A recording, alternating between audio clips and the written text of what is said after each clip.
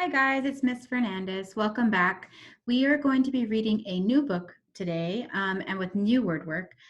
So at this time, what I need for you guys to do is I need you to get two things. I need you to get a pen or a pencil, and I need you to get some paper. So right now, pause your video and grab pen or pencil and paper, please.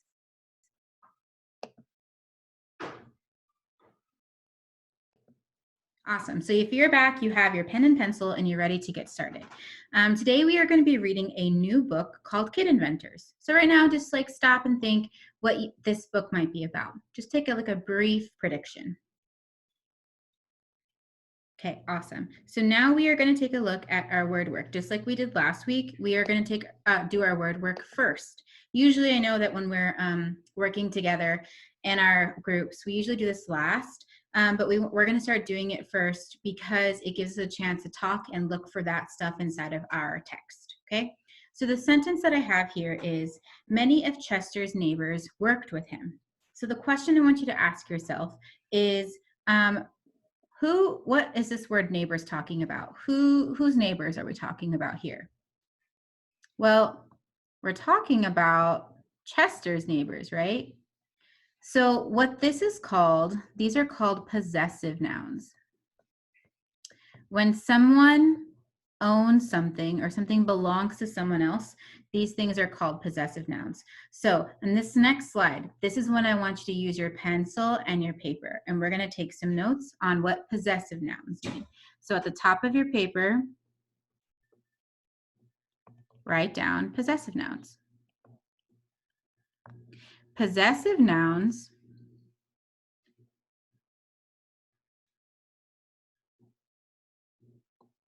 they show something belongs to someone, to a person or thing.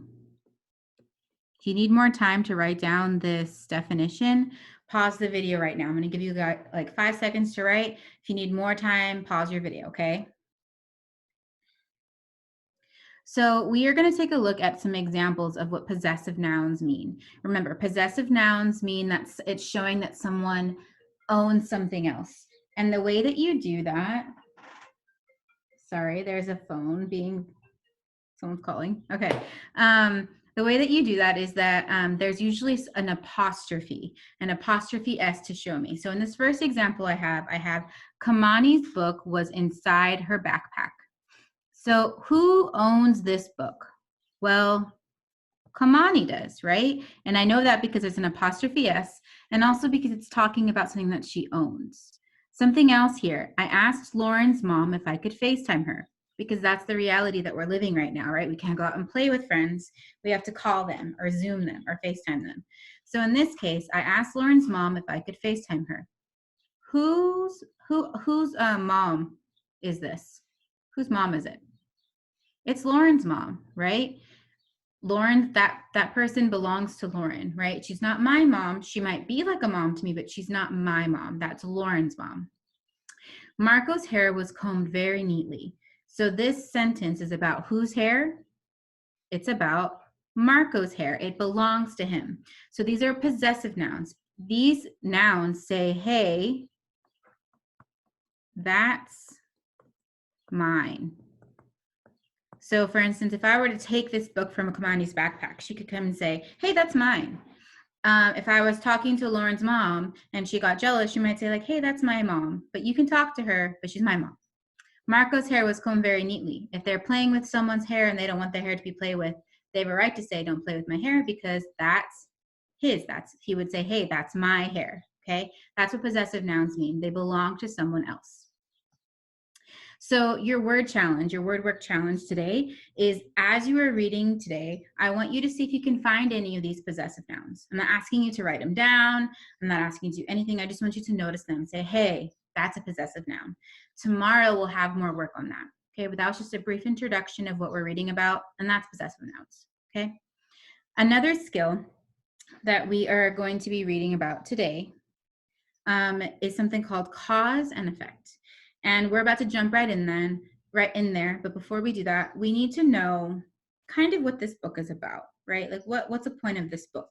So we're going to take a look at our book here.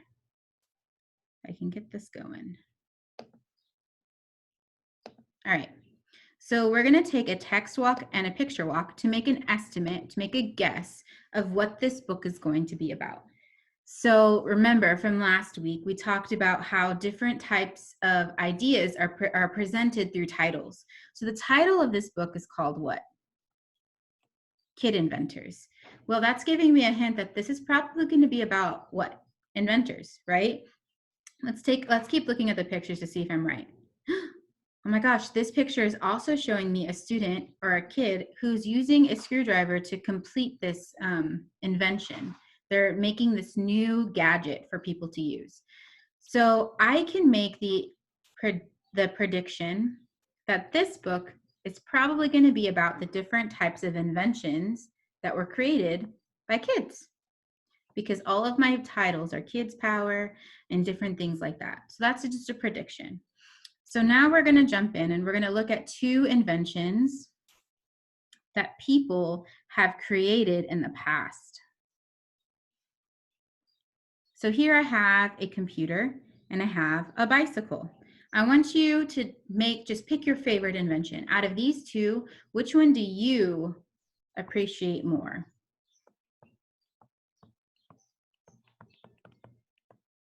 There's no right or wrong answer to that, right? As long as you said, oh, I think I like the computer more or like the bicycle more. Well, these inventions were created for a purpose, right? Inventions are things that people created and thought the idea up to make something new. And they made them for a purpose. Otherwise, they wouldn't be successful. And so that is what we're talking about today. We're talking about the cause and effect of these inventions. Why did somebody create this invention? Why is it important? Okay, so to get more of an understanding of what cause and effect is, I've given us a real life example of something that might happen in your life before we jump into inventions. So here I have the cause.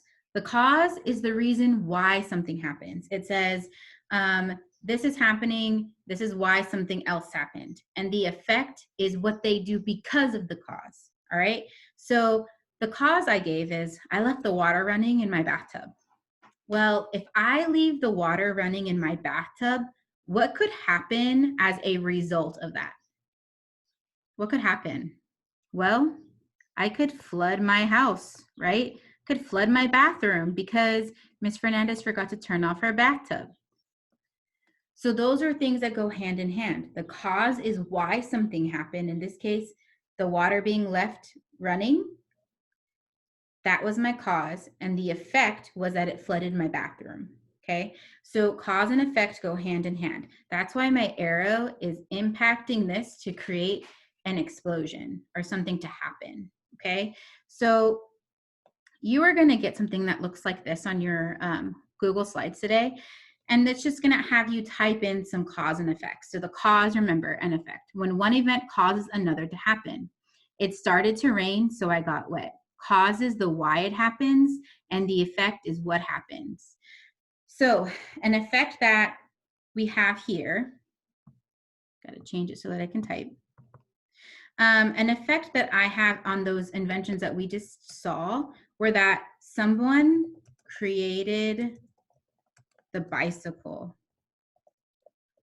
So why did someone create the bicycle? People needed to get to places faster than walking. So because notice I said because people needed to get to places faster than walking, the effect of that was someone created the bicycle. So that's how those inventions go hand in hand. Somebody needs something, which is my cause, and the effect is that somebody invented something. And that's what you are going to be reading for today. You are going to be reading for to find the cause and effect of these inventions. Why did people, the why is the cause, why did people invent this? And what did they invent? Okay, so that's like the main gist of what you're reading for, the purpose of reading today. Before we start our reading today, we are going to take a look at these important vocabulary words that you are going to see in your text. So we have 5 words that we're going to look at, And we are going to be sounding out these words before we get to the text, so we know how to say them, okay? So that's what we're starting off with right now. This first word that I have here, I'm going to write down the pronunciation for it, is invented.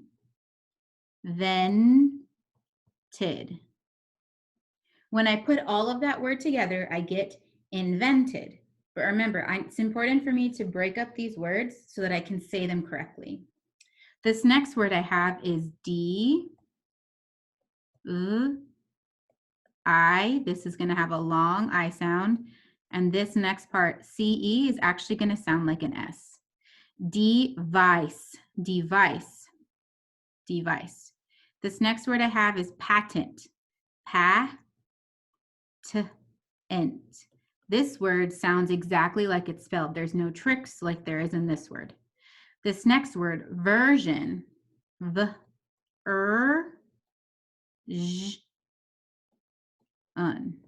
This one does have a trick. That S doesn't sound like an S. The I doesn't sound like an I. It says version. Altogether, it's version, okay? This next word is a long word. This is when I know some of us would be confused. And since I'm not there to help you break it up, we're doing it right now. So this word starts with a D-E, it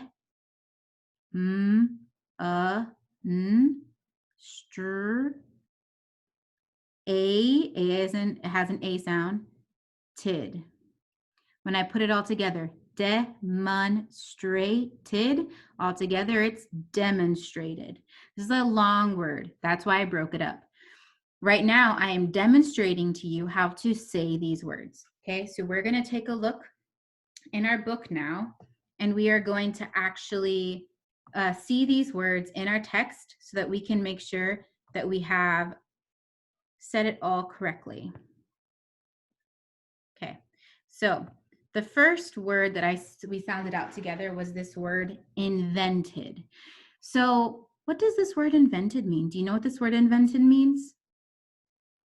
Well, remember, if I'm unsure what a word means, I have to look at the surrounding text to try to find the answer to it, okay? An invention is a new product, process, or service. So an invention is a new product, process, or service. So if someone invented this, that means they are the people who created this new product, this process, or the service. So invented means someone who created something new, okay? Read that sentence again to yourself so you can get that. Our next word was device.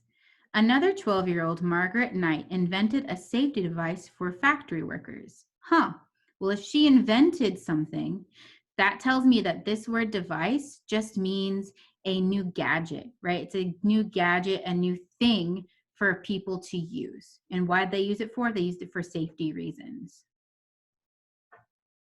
This next word I have is patent. In 1877, Chester received a patent for earmuffs, which proved he invented them.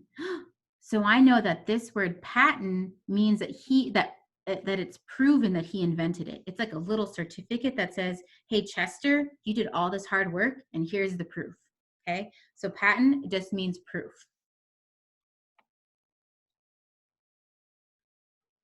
And then I already told you what demonstrated means. That means that I'm showing you how. So we're going to look at this next part. George and Larry made a portable version, and George demonstrated it everywhere. Portable means that they can move it from place to place. So this means portable version just means like a specific kind. It's like a type of thing that people use, okay? So that's like all of the words that we're looking for today in our vocabulary. Your task today, is to read page 4 through page 7. And as you read page 4 through 7, you are going to try to figure out a cause and effect. And then you're going to go back to your Google Slides, and you're going to have something that looks like this. You are going to type in here the cause. Why did someone create something? So read. As you're reading, figure out why people are creating something. As you're reading today, that's your job. Read to figure out why they invented this awesome thing, and that will always be the effect, okay? So the cause and effect of one invention is your job today. So again, you are going to be reading, trying to find the book, there we go. You're going to be reading Kid Power all the way to Getting a Jump on the Competition. You're trying to find one cause and effect today, all right? Tomorrow, we'll come back and we'll see if we got it correct or if we need to work on this more. Remember, it's our first time going over cause and effect, so if you're a little confused, that's okay. Watch this video again to help you understand what cause and effect is. If you're still unsure, ask your teacher or ask me and I will help you, okay? I hope you guys have a great day. We'll see you guys soon. Bye.